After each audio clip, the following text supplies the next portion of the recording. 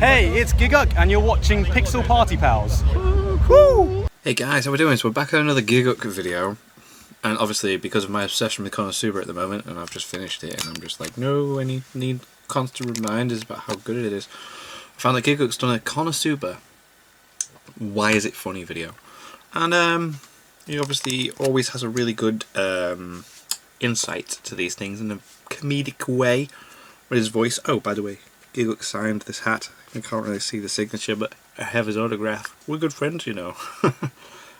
we will be. Anyway, we're going to just get straight into this. This is Konosuba. Why is it funny? How many Edisons does it take to screw in a light bulb? How many? Who cares? He stole the idea and doesn't deserve his own joke. Comedy. Easy, right? Apparently fucking so. Comedy is a difficult thing to talk about because it happens to be so subjective. There is not one joke that every single person will laugh at and get. And something that many people might find downright freaking hilarious may make you question if you're just a cynical cunt who's lost the ability to find any kind of humour in this world. Wow. Which you definitely fucking are. So I say cautiously that it's very rare that I actually find a comedy anime that I like, with only a select handful ever making me audibly laugh out loud. I'm not really massive into Amateurs should try comedies. bleaching their hair blonde to look tough. Be careful. If the chemicals are too strong, your hair will turn white and you'll look like a pussy. Damn it. Perhaps it's because my sense of humour doesn't resonate with a lot of the over-the-top and almost slapstick-style jokes I see in a lot of gag anime.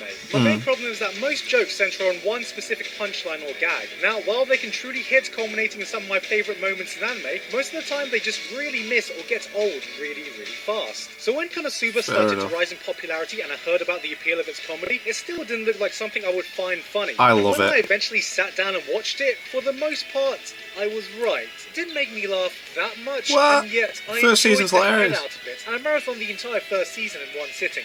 Konosuba isn't nearly the funniest anime I've seen, for me at least. I never audibly laughed too hard, and I'm not really a big enough fan of the fantasy RPG setting to care about a lot of the parody aspects of it. Yet despite all this, it managed to remain as one of my most consistently entertaining comedies to come out of anime. I may not have laughed hard, but I enjoyed it a lot. Watching the It's episodes so were like fun. consuming popcorn for me, and I personally can't think of many cast of characters that I'm as attached to as these ones. The group are so love 'em. endearing that I could spend hours just watching their antics on screen. Oh, yeah, they And could I be doing did. The reason anything. for this is that I actually see some of the same principles I've used when writing my own parodies in the past. Not that I'm claiming to be a professional comedian or skit writer at all, but a lot of what makes Konosuba so appealing at its core is the same thing I see that went into Averbridge, DBZ Abridged from Team 4 Star, and a lot of sitcoms you watch, which I don't see very often in Right. anime. It's something that even you can take on and try yourself if you ever want to attempt something like this. Okay. So instead of having some random bozo break down the appeal by researching through the science of comedy, finding the little intricacies to telling the perfect dick joke, I thought it would be interesting to analyse it from a perspective from someone who's attempted to write different styles of comedy myself. Right. You know, the same guy who's given you such masterpieces as... Nervous erection reaches vagina.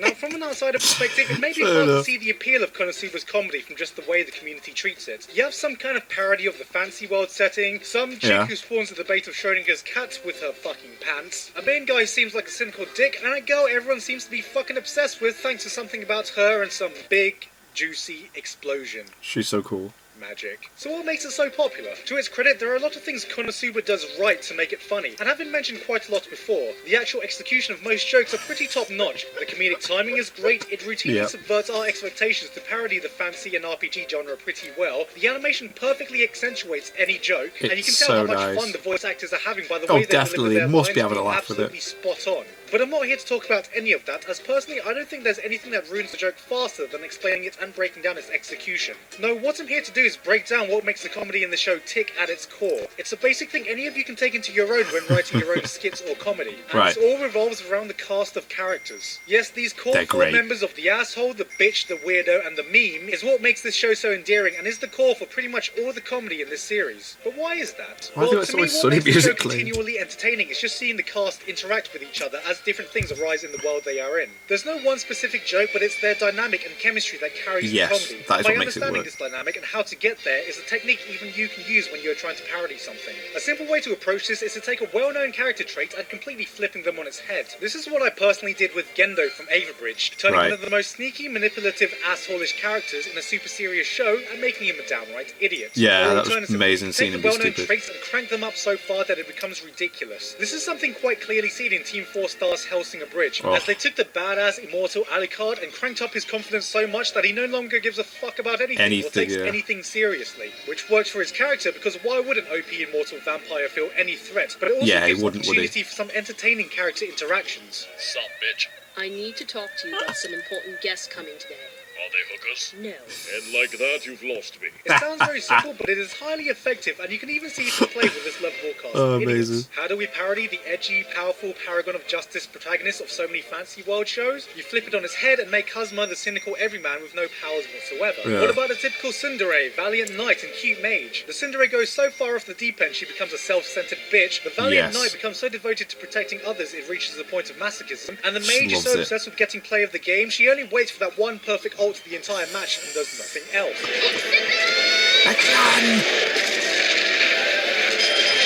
The important thing is you need a core cast of characters that work well with each other and have genuine chemistry, with traits that bring to light the elements of whatever traits you are trying to Even the side characters are great. Place. But you don't do this by thinking of your characters as just a vessel to tell jokes, but as actual characters. So for any outsider looking into the series, it may seem like the explosions and the masochism are just gimmicky memes used for the butt of jokes, but there is so much more to the cast than that. There is a balance to the four of them. You always feel like these weirdos were made for each other. That's the dynamic you should strive for when you're plotting the basic outline to your core characters. They feel like a group of friends that have this love-hate relationship with each other, giving off the same kind of banter that you only see with a tight-knit group. And it's these little interactions that make it so damn entertaining. Oh, I love it. So you see, once you have this baseline set up, the rest is easy, because you already have the recipe for humorous scenarios by simply having these characters be together. You don't write jokes, you write characters, and in doing so, the punchlines and jokes come naturally out of their basic interactions. The real trick is to put them in interesting scenarios where their dynamic will be highlighted for the greatest comedic effect. And while you can introduce more characters to change up this dynamic every so often, it will always go back to these core four. What happens if you don't approach it like this is that you get characters that are basically punchline machines. They exist for no purpose to throw in a punchline or joke. And while this can work for a time, you run the risk of it getting old incredibly fast. Which is why I feel the weakest part of this show by far is when they try to make the punchline darkness's overly masochistic behaviour. It's predictable, it cheapens her character, and it forces the viewer to watch a girl essentially just get off on screen. I'm sorry, was I talking about negatives? Let me delete that. Aside from this though, Konosuba is one of the best examples I can think of in anime of a character-driven comedy. And it's for this reason that someone like me doesn't even have to find the jokes that funny to be continually entertained, as watching them almost gives you the same feel-good emotions as hanging out with some close friends, which is why you get so attached to them. The more we watch, the more inclusive we feel to their relationship. It's like we are the fifth person in their group, laughing along with their antics, rolling our eyes when someone does something stupid, and caring in those brief moments when they break out of their molds. It's why they are so lovable as a group, why we get so attached to them, and that, I feel, is the real strength of this show. Because a lot of people label this as a simple parody satire anime, when I think it actually has more in common with I didn't think that at all when I was watching it. The basic structure around sitcoms is following a group of characters as they go about their lives, dealing with different situations as they arrive, aka a situation comedy. And while there can be progression in character and plot, it is normally at a minimal or very slow pace, dragged over many seasons, as the main selling point in each episode is watching these characters tackle different situations. Konosuba has these elements, with the only difference being that the situation they are in happen to be revolving around a fancy world with RPG traits. It isn't so much that the show is trying to make jokes parodying these elements, it's more that we happen to be watching a very entertaining group of individuals as they encounter and tackle these elements. But by approaching it like this, you actually show that you have a deeper understanding of the things you are trying to parody rather than just merely referencing it. This is why a show like The Big Bang Theory can be as hated as it is by so many, especially in nerd culture. It attempts to parody and poke fun at nerds by playing to their grossly inaccurate stereotypes, and things like throwing in the odd references shows any kind of understanding of the culture. I mean, can you imagine if Konosuba tried this approach with the fancy I'm not a huge fan of Big Bang Theory. Alright, then it's settled. We'll save the Sword Art Online world with a ReZero inspired No Gang, No Life death tournament on the log horizon. Well, that will be easy, since Darkness spent all of her stats leveling up her breast size. Bazinga! I'm sorry, why are you all talking like this? I mean, look at me! I'm Kirito Jesus Kun Godsummer! God. Having said all this, keep in mind that this is by no means the only way to write comedy. What I presented here was just one way to approach it out of many, and there is no one right way to make something funny. From my research, this kind of approach is good for a long-running serialized show, as we get attached to the characters over time. And while I appreciate well-thought-out character-driven comedies, I can also find very trashy, degenerate toilet humor hilarious too. Yes. You know? If done right. There is no exact science to this, but for what it's worth, whether it be for what I talked about or for something I didn't cover, I can definitely see why Konosuba is getting the attention that it is. That's amazing. The characters are lovable, and it gives off this unique charm only few comedy anime have ever been able to achieve. I need more. And even if you didn't find this gut-bustingly funny, there may still be something for you here. And hopefully you learned something basic about comedy writing in this video. But remember, if all else fails, you can give up on clever writing and fall back to the one thing you can always rely on. What's that? Oh no. JoJo memes. Hey guys, hope you enjoyed the video. Thank you very much to Patrick Madsen, Thrones Melt, Lee Watts, Andy Sugiyama, Yuan Feng, and everyone else on Patreon for helping to support me for this month and making this video possible. Cool. If you want to see more of my stuff, then you can click on my videos here and here, and you can also find me on Twitter, Facebook, and Twitch in the links below. Anyway, that's it from me. No updates this time, and I will see you all next time. Nice. That was brilliant. Oh. It's true. The characters make it. It's like, the characters are so well written and just get on with each other so well. It's just throw them in a situation and you just know how it's going to work out. Like I said, like, as soon as you get one of them with, like, by themselves, if you get two of them just together in a situation, you kind of know where it's going to go, and it's brilliant because it's, like, kind of believable because you know what they're like with each other. I love it. Konosuba, man. So good. So good. Gigguk. I love his discussion stuff. And Eva Bridge is so good. If you've not seen his Eva Bridge videos, check those out. I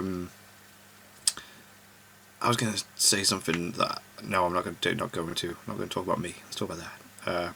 Anyway, yeah. Thank you guys very much for watching. What do you guys think of that? If you've not seen Konosuba, my god, you've got to watch it. What do you guys think of that? What do you guys think of this? Click like, subscribe if you haven't already. Leave comments down below. Let me know what I should watch and discuss in future videos.